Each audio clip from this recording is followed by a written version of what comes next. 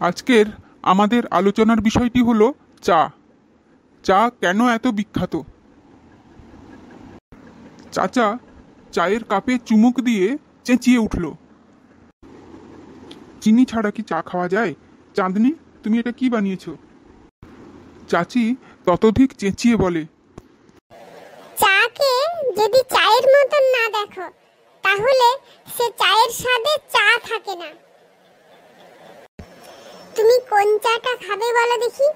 র চা, green tea, দুধ চা, আদা চা, কফি মেশানো চা এবং সবকটাই চিনি দিয়ে। চাঁদনি, তুমি দুধ চা চিনি দিয়ে বানাও। তোমার দেখছি এবারে ওই চিলে কোঠায়ও স্থান হবে না। আহা, চা নিয়ে এত চুকলি কেন? চাচা আর চাচির মধ্যে গন্ডগোলও চা নিয়ে আর সমাধানও চা দিয়ে। চায়ের দোকানে চা খেতে খেতে যত আলোচনা আড্ডা, রাজনীতি থেকে নোবেল প্রাইজ, ইন্দিরা গান্ধী থেকে পাশের বাড়ির বৌদি, প্রাইমারি স্কুলের সিলেবাস থেকে পিএইচডি, কিচ্ছুই বাদ যায় না।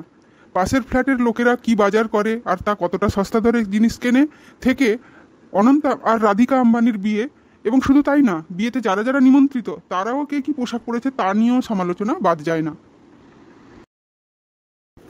বড় লোকেদের সোনার হাতলওয়ালা চায়ের কাপ কিংবা পাড়ার দোকানের কাগজের কাপ কেউই কম যায় না। চায়ের সাথে যে টাটা থাকে সেটাও কম যায় না। কি নেই তাতে? শুকনো মুড়ি, মেরিগোল্ড থেকে শুরু করে যা কিছু ভাবা যায়।